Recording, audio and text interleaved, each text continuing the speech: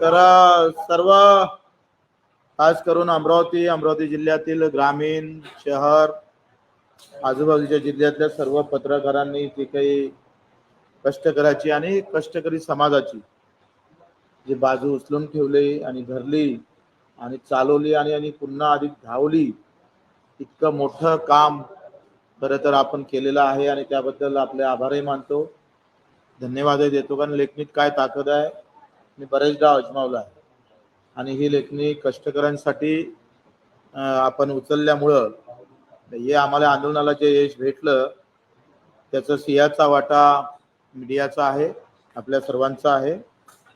आणि ज्या उद्देशातून आम्ही हे एकंदरीत आंदोलन सुरू केलं होतं, तर देशामध्ये धार्मिकता आणि त्याची कट्टरता हे तुम्हाला नेहमीच पाहायला भेटतं. महाराष्ट्रामध्ये ओबीसी आणि मराठा अशा लढाया आपण पाहतोय. जाती जातीत हा महाराष्ट्र लढताना आपण पाहत आहोत. आणि अशा या सगळ्या वातावरणामध्ये माझा काम करणारा गावातला शेतमजूर असू दे, शेतकरी असू दे, दिव्यांग बांधव असू दे, विधवा भगिनी असू दे, जे जे काम करणारे लोक आहेत, अर्थात तुम्ही पण त्याच्यात आहे. इथल्या कॅमेरा मॅन पासून तर हाताने लिहिणाऱ्या पत्रकारापासूनची लढाई जी आम्ही हाती धरली, त्या लढाईला प्रचंड यश आम्हाला भेटलेलं आहे. पहिलं यश आहे का आम्ही महाराष्ट्राला, हिंदुस्थानाला दाखवून दिलं का आम्ही या लढ्यासाठी जिवंत आहोत आणि हा लढा आम्हाला जिवंत ठेवायचा आहे, त्याच्यात आम्ही यशस्वी झालो आहोत. दुसरं असं का हा जे काही ओबीसी मराठा आणि धार्मिकता या देशामध्ये माजून महत्वाच्या मूळ प्रश्नावर बगल देण्याचं काम काही राजकारणी लोकांनी केलं, त्याला ते वातावरण संपुष्टात आणण्याचं काम सुद्धा या आंदोलनानं, अन्नत्याग आंदोलनानं आम्हाला मोठं यश त्याच्यात प्राप्त झालेलं आहे. जो महाराष्ट्र ओबीसी मराठा म्हणून ओळखत होता, हिंदू मुसलमान म्हणून दंगलीच्या भाषा बोलत होता, तो महाराष्ट्र शेतकरी मजुराचा, दिव्यांगाचा आवाज म्हणून आता खरं तर तो आवाज या महाराष्ट्रात येत आहे. ही या आंदोलनातील सगळ्यात मोठं यश आहे. आता सरकारनं एकंदरीत दिलेलं आश्वासन, मला माहिती आहे आम्ही का कॉमेंट्स पाहतो, काही ना लोकांना काही आमच्यावर विरोधात लिहिले, त्याचंही स्वागत करतो, ते लिहिलंच पाहिजे. आणि विरोधात लिहिलं नाही तर मग काय त्या आंदोलनाला धार उपलब्ध होत नाही, चुका कळत नाही, म्हणून त्यांचंही आभार मानतो. आणि ज्यानं चांगलं लिहिलं, खूप चांगले लेख लिहिले, मतदारचा लेख मी वाचला, अधिक बाकीचे पत्रकारांनी, तर त्यांनी जे काही लिहिलं त्याच्यामुळे आम्हाला प्रचंड ऊर्जा आम्हाला भेटली. आणि या ऊर्जेतून आम्ही पाहतोय महाराष्ट्राचं सरकार नमलं. तुम्ही जर 2 महिन्या अगोदरचे जर बयान पाहिले अजितदादाचे, तर कोण दिल्ली कर्जमाफी, कोण म्हटले होते कर्जमाफी, असे म्हणणारे अजितदादा म्हणायला लागले, हो आम्ही समिती गठीत करतो, समिती गठीत करून त्याचा अहवाल सादर झाल्यावर कर्जमाफी करतो. हे आंदोलनातलं आमचं ते म्हणणंच होतंय का जे मौन पाळून सरकार आहे कर्जमाफीवर, ते आले आम्ही बोलावलेलो आणि ते सरकार बोललं. काल फडणवीस साहेबांना पण कबूल केलं तर योग्य वेळी आम्ही कर्जमाफी करू. पण आम्ही ते म्हणतोय ही याच्यापेक्षा अधिक कोणती योग्य वेळ आहे ते फडणवीस साहेबांना समजून सांगावं ना. तुमचे विधानसभेतले भाषण देवेंद्रजी आम्ही ऐकले आहे. तुम्ही जेव्हा विरोधी पक्ष नेते होते तेव्हा सरकारला सांगत होते का शेतकऱ्याच्या आत्महत्येपेक्षा अधिक कोणते काम महत्वाचे आहे तुम्हाला. आज बजेटमधले एखादा हेड कमी जास्त केला आणि त्याला 2 महिने 6 महिन्यानंतरही ते काम केलं तर काही अडणार नाही. पण शेतकऱ्याच्या कर्जमाफीवर तर जर तुम्ही लगेच निर्णय घेतला नाही तर लाखो आत्महत्या आमच्या समोर येईल, असे म्हणणाऱ्या फडणवीस साहेबांना आमचं पुन्हा आव्हान आहे.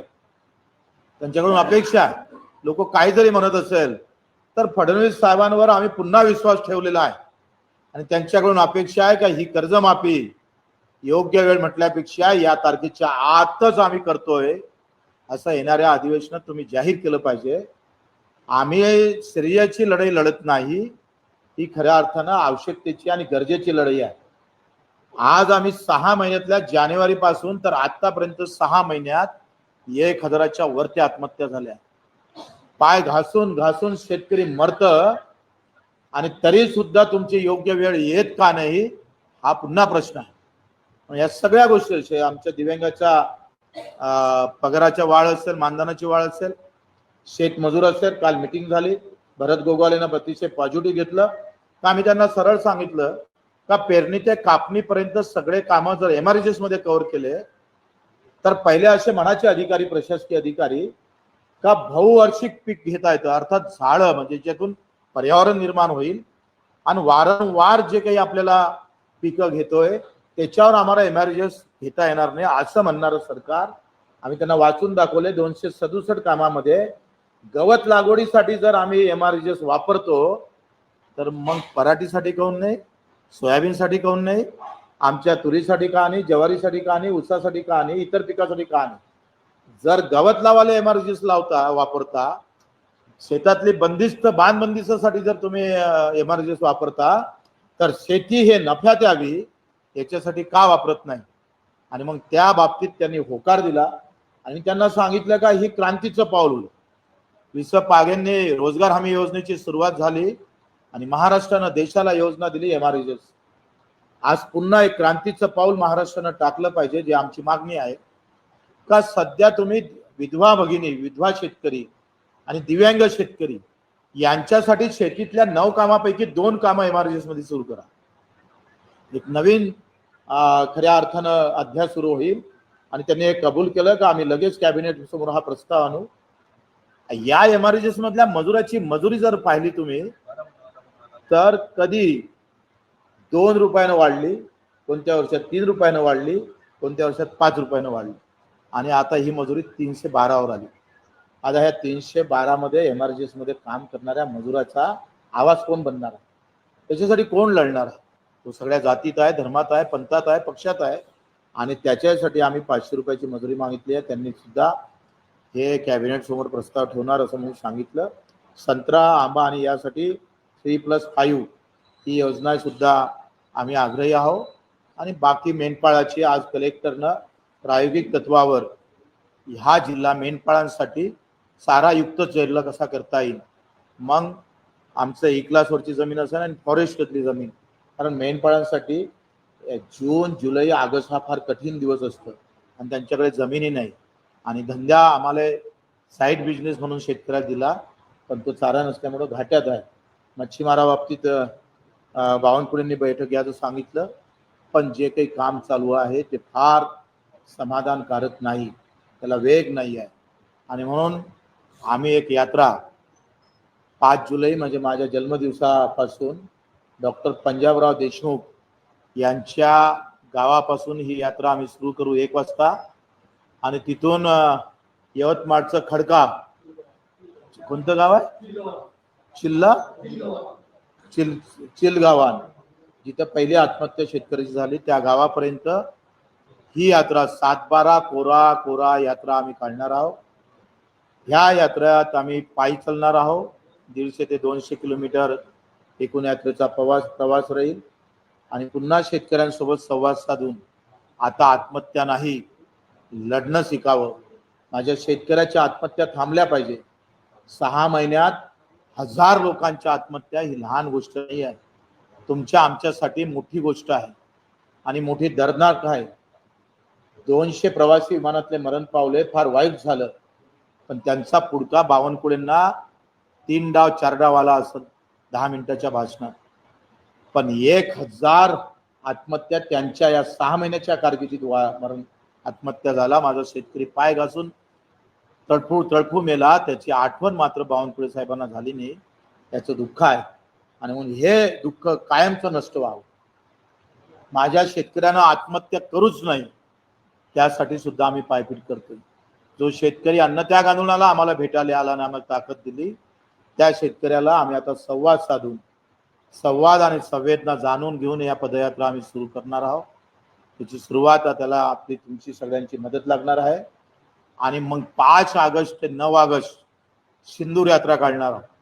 रामायण से संविधान तक म्हणजे रामटेक पासून ते दीक्षाभूमीपर्यंत 5 ऑगस्ट ते 9 ऑगस्ट. 9 ऑगस्ट हा क्रांती दिवस आहे आणि रक्षाबंधन आहे. हे सिंदूर वाचवायचं काम माझ्या 3.5 लाख महिलांचं सिंदूर सरकारच्या धोरणामुळे पुसल्या गेलं. ते सिंदूर पुसण्याचं वेळ येऊ नये. दीक्षाभूमीवर आम्ही 9 ऑगस्टला मोदी साहेब आले तर फार चांगलं, देवेंद्रजी आले तर फार चांगलं, त्यांचे प्रतिनिधी आले तर त्याच्यापेक्षा चांगलं, नाही आले तर त्यांच्या पोस्टरला आम्ही सगळ्या आत्महत्याग्रस्त भगिनी राखी बांधून त्यांना आम्ही आवाहन करणार आहोत. आणि मग या 2 यात्रेची आम्ही आता त्याची पूर्ण बांधणी केली. सरकारला कुठल्याही परिस्थितीत आम्ही मांडलेल्या मुद्द्यापासून बाहेर जाऊ देणार नाही. काही झालं तरी बेहत्तर. अन्न त्यागानंतर पुन्हा एक अहिंसेची लढाई पुन्हा आम्ही पाहतोय, आत्मसमर्पित लढाई आम्ही लढतोय आमच्या कार्यकर्त्यासह शेतकऱ्यासह. त्या लढाईला आपण सर्वांनी सहभाग द्यावा अशी विनंती करतो आणि थांबतो. आताच राहुल गांधींनी एक ट्विट केलेलं आहे, मुख्यमंत्री देवेंद्र फडणवीस यांच्या मतदारसंघात 5 महिन्यात तब्बल 8% मतदार वाढलेले आहेत. कसं पाहताय? मला वाटते हा फार संशोधनाचा विषय आहे आणि फार तितकाच मला वाटते गंभीर पण आहे. लोकशाही मधलं सगळ्यात महत्वाचा पैलू हा मतदान आहे आणि मतदान जर अशा पद्धतीनं झालं तर लोकशाही खतम व्हायला वेळ लागणार नाही. आणि त्यासाठी आम्ही सगळे या गोष्टीसाठी सोबत राहू असं मला वाटते. कुठलंही सरकार करत असेल, कुठलाही पार्टी करत असेल तर या भारत देशाच्यासाठी ते मला वाटते फार गंभीर राहील. येणारा जो काळ आहे तो मला वाटते फार घातक परिस्थितीनं समोर जाऊ शकतो. मला वाटते सगळ्यांनी ही लढाई लढली पाहिजे आणि निश्चितच आमचं समर्थन आहे.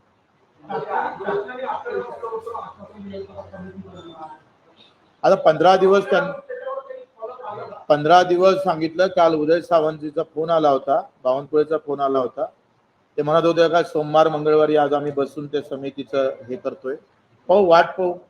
नाही तर आंदोलन तर काही थांबवलं नाही आपण. नाही मग आश्वासन नाही सोडायला नाही तर मग काय करायला पाहिजे? म्हणजे 50 शेतकरी आमचे मानवत हे मरू द्यायचे होते, मलाही दफन व्हायचं होतं, किंवा मग कार्यकर्त्याला चक्काच्या मांजर करून गुन्हे दाखल होऊ द्यायचं होतं, असं म्हणायचं आहे का तुम्हाला? कसं आहे, मी 182 शासन निर्णय काढले दिव्यांग आंदोलनात. मला आंदोलनातली PhD आहे. जेवढे आंदोलन बच्चू कडूंना महाराष्ट्राच्या धर्तीवर आणि देशाच्या धर्तीवर केले तेवढ्या आंदोलनाचा इतिहास या महाराष्ट्रात कोणाचाही नाही. आणि सक्सेस रेट 80% वर आहे आंदोलनाचा.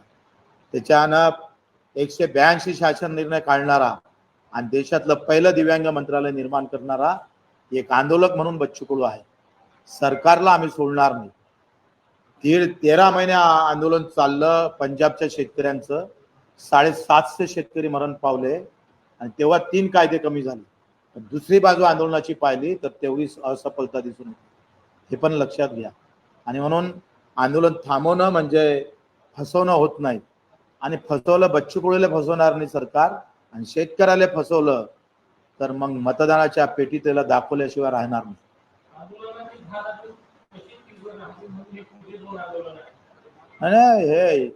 हे अभि तो टेलर होता. आता हा पहिला भाग सुरू आहे. एंड फार व्यवस्थित होईल. त्या एंड मध्ये माझ्या शेतकऱ्याला खिशात पैसे आल्याशिवाय राहणार. जे धीरू अंबानीच्या आणि तब्बल 100-200 व्यापाऱ्याच्या खिशात जाणारा पैसा माझ्या गरीबाच्या खिशात पैसे आणून दिल्याशिवाय राहणार नाही. त्याचं एक उदाहरण पहिले सांगतोय का सातत्यानं बच्चू कडूंना विधानसभेत त्यासाठी केलेलं होतं आंदोलन का शहरात 2.5 लाखाचं घर देता आणि गावातल्या लोकांना फक्त 1.25 लाखाचं घर देता. या सगळ्या आंदोलनातल्या ती मागणी आमची होती. आज 2 लाखाचं घर माझ्या शेतकऱ्याला ग्रामीण भागातल्या 50,000 सरकारला आम्ही वाढायला लावले. 50 ते 70 वाढायला लावले. आणि आता गरीबाच्या खिशात पैसे आणून देण्याचं काम, पुण्याचं काम आम्ही केलं. त्याच्यात तुमचंही पुण्य तेवढंच महत्वाचं आहे. लोकांच्या घरात पैसा झेंडा दाखवून सत्तेत येणाऱ्या पार्ट्याला आम्ही सांगू का हा झेंडा उचलू आणि तुमच्या तिजोरीतला पैसा गरीबाच्या घरापर्यंत नेल्याशिवाय राहणार नाही. हा आमचा बाणा आहे.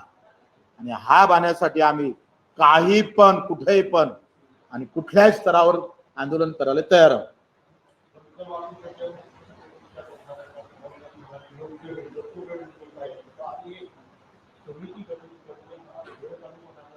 आणि मला एक सांगा, आता कर्जमाफीमध्ये मला असं काही लोकांनी म्हटलं का अदानी अंबानीला काही समिती नेमली नाही. आणि लाडकी बहिणीला समिती नेमली नाही, कारण लाडकी बहिणीला समिती नेमली नाही तो पूर्ण राजकीय डाव होता, हे स्पष्ट झालं. आता आम्हाला ज्याच्यासाठी सरकार नेहमी निगेटिव्ह असतं, नाहीचा फळा वाचतं, त्या सरकारला आता पॉझिटिव्ह फळा वाचून दाखवायचा आहे मला. 1+1=2 होते, 2+2 4 होतं. याला वेळ तर लागणारच आहे. आणि समितीमध्ये आम्ही जे सांगतोय का याच्यात आमदार खासदाराला घ्यायला नको, अधिकारी कर्मचारी जे इन्कम टॅक्स भरतात त्याला घेतलं नाही पाहिजे. या अमरावती शहराच्या बाजूनं 1 किलोमीटरच्या आत जे जमीन आहे ते लेआउट धारकाची जमीन आहे, तो कर्जमाफी देता कामा नये, याची काळजी आपण घेतली पाहिजे. याला काही काळ लागेल आणि खऱ्या गरीबाला अधिक जास्त कर्जमाफी कशी देता येईल हाही आपण हिशोब घेतला पाहिजे. याला थोडा वेळ लागेल, त्याला आम्ही मान्य आहोत, पण जास्त वेळ लागता कामा नये.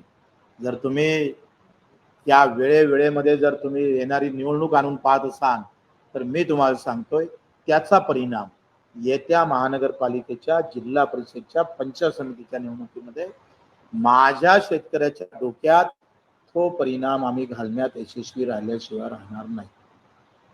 राजकीय नेत्याचं मरण मरणात नाही तर त्याच्या बदनामीत आहे, हे सरकारनं लक्षात करून घ्या.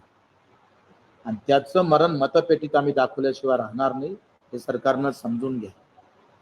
तुम्ही जेवढे आम्हाला सोपे समजता तेवढा सोपा बच्चू कडू नाही, कारण त्याच्या माग आडनाव कडू आहे.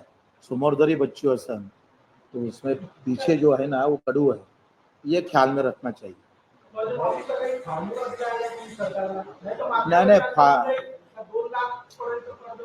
नाही 7-12 कोरा म्हटलं आहे आणि आमची यात्रा 7-12 कोराची आहे. त्याच्यानं करायचं असेल तर कोराच करावं लागेल. आणि ज्यानं कर्ज दिलं भरलं त्याला पण पैसे द्यावं लागेल. आणि आता सक्तीची वसुली, खास करून कुठल्याही बँकेच्या मॅनेजरनं सक्तीची वसुली कर्जमाफी होईपर्यंत केली तर त्याच्या थोबाळ्यात मारल्याशिवाय राहणार नाही. आम्ही त्याच्यासाठी एक आंदोलन मुंबईच्या मेन बँक ब्रँच मध्ये पण करणार आहोत. माझी बँक, मी अध्यक्ष आहे तेपर्यंत सक्तीची वसुली होणार नाही. मी आहे ना, आम्ही जबाबदारीने बोलतोय. राजीनामा फेकून दिवस आलेले, पण सक्तीची वसुली होणार नाही जेपर्यंत कर्जमाफी होणार नाही तोपर्यंत. आणि ते जर केली तर मग त्याचा जो लढाई तेव्हा आमच्यासोबत आहे. अधिक 200 गुन्हे दाखल झाले तरी 72 आम्ही लढू, त्यासाठी आम्ही सज्ज आहोत. ते लढाई आम्ही आरपार करणार आहोत. आणि नव्याचं जुन्याचं नवं सरकारनं लगेच केलं पाहिजे, हे सुद्धा आम्हाला सरकारकडून अपेक्षा आहे. या अधिवेशनमध्ये मला वाटतं सगळ्या शेतकरी मजुरांनी, दिव्यांगांनी, सगळ्या आमदारांना SMS करा का तुम्ही कोणत्याही पार्टीचे असू द्या, पण जर कर्जमाफीचा ठराव विरोधी पक्ष नेत्यांना आणला तर सगळ्या पक्षातल्या आमदारांना तो ठराव मंजूर करावा. एवढं जरी विधानसभेतल्या ज्या शेतकऱ्यांचं मत ज्या आमदाराला पडलं आणि शेतकऱ्याचे मत घेणाऱ्या आमदारांना एवढं करावं आणि त्याच्याकडून सरकार लोकांना करून घ्यावं, हे सुद्धा अपेक्षा.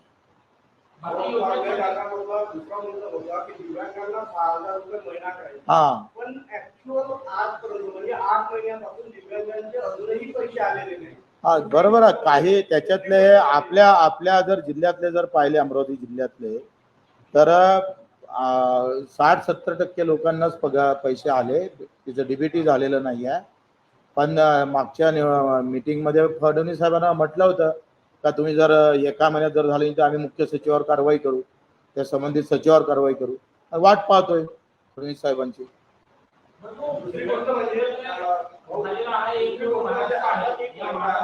काय एक काय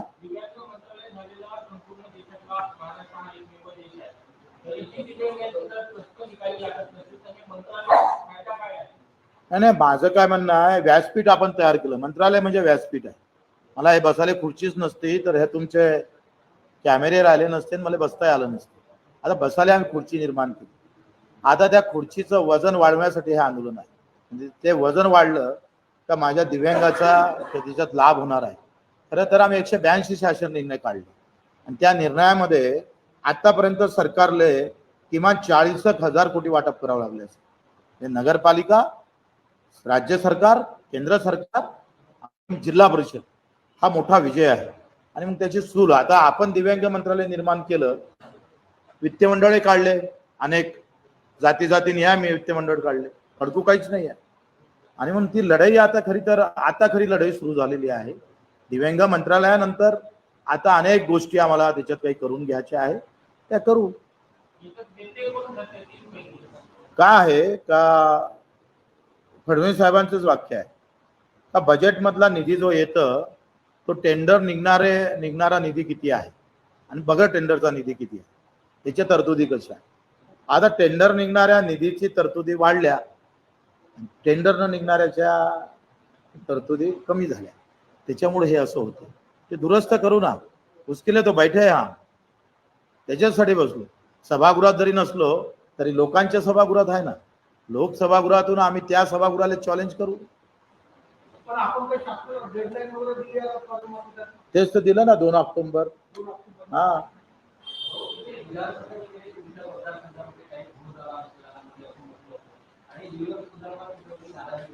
कायच्या बाबतीत? हा हा,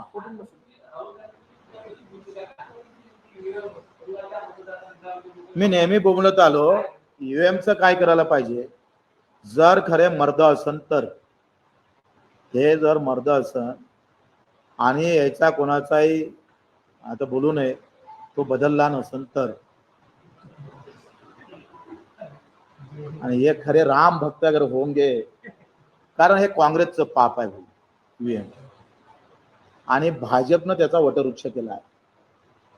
हे जर पाप आमच्या हाती आलं नसतं देशात तर आज हे बोंबलाची गरज राहिली नसती. माझं काय म्हणणं आहे का मशीन तशीच राहू द्या, ईव्हीएम मशीन, पण तो व्हीव्हीपॅट येतो ना आपल्या हाती पांढरा, तो आपल्याला दिसते हाती नाही येत, तो हाती आला पाहिजे, त्याच्यावर बॅलेट क्रमांक असला पाहिजे आणि आपली सही असली पाहिजे, आणि तो व्हीव्हीपॅट बाजूच्या मतपेटीत टाकला पाहिजे. म्हणजे इकडे मोजणी करा आणि काही संशय असेल तर मतपेटी मोजा, एवढं साधं करायचं आहे. सरकार डरती है, सरकार, तुम्ही सांगा, सरकार मुगरुरीनं, म्हणजे ते काय म्हणतं, एखाद्या तानाशाही का सारखं वागतं. त्यांना माहित आहे का मतदानाची मशीनच आमच्याजवळ आहे, तुम्ही बोंबला किती बोंबला.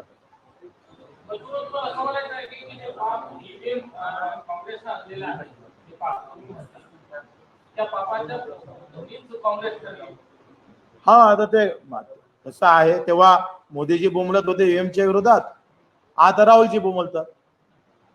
असंच आहे ना, शेतकऱ्याचं विरोधात असले तर शेतकरी आणि सत्तेत असले तर दुसरेच मानकरी. मी का, मला आता सध्या त्या आंदोलनापेक्षा हे आंदोलन फार महत्वाचं वाटतं, आणि वेळ आली तर मग आमचं आंदोलन वेळेवर, निवडणुकीच्या वेळेवर अगोदरच्या दिवशी तुम्हाला सांगू.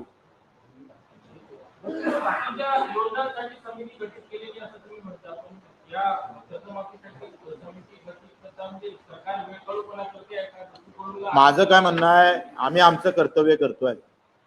माझ्या शेतकऱ्याला माझ्या आंदोलनानं दिलासा देण्याचं काम करतोय, त्याला त्याचा आवाज बनण्याचं काम करतोय, त्याला एकत्रित करण्याचं काम करतोय, आणि त्यामधून आत्महत्या कमीत कमी होणार नाही हाही प्रयत्न करतोय.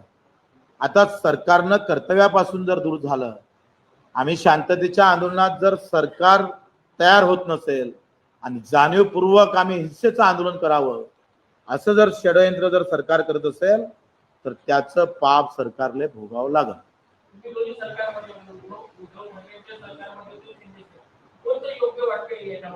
असा काही अनालिसिस करणारा मी काही तज्ञ नाही, मी वखर आपला जमिनीवरचा.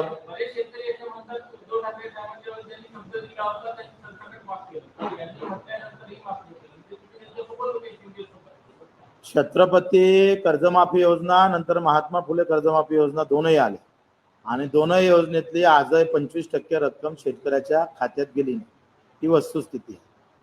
त्याच्यानं मला वाटते आम्हाला आमचा विषय राजकारणी नसून शेतकऱ्याच्या मुद्द्याचा विषय आहे, आणि आमच्या काही बोलण्यानं त्या शेतकऱ्याचं नुकसान होऊ नये हे पथ्य आम्हाला पाळावं लागणार आहे. आम्ही दोनही सरकारवर विश्वास ठेवून आहे, विरोधी पक्षावरही विश्वास ठेवून आहे, आणि सत्तेतल्या लोकांवरही. या दोनही विश्वासानं ही शेतकऱ्याची मजुराची लढाई जिंकली पाहिजे, अर्थात त्याच्या खिशात पैसा गेला पाहिजे. जेवढं लुटलं तेवढं सरकारच्या तिजोरीतून काढायचं आहे. ओके, धन्यवाद, आभारी आहो. हा हा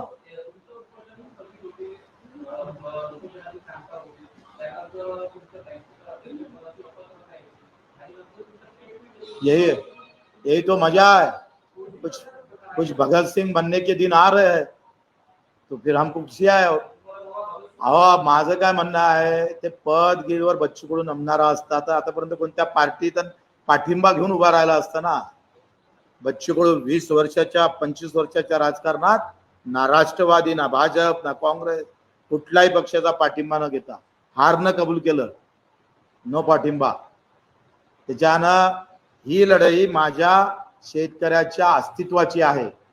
त्यासाठी आमच्या शरीरावर जर घाव जरी टाकले, बंदुकीच्या गोळ्या जरी चालवल्या, बच्चू कडू हटणार नाही. माझ्या बापाला वाचवायचं आहे.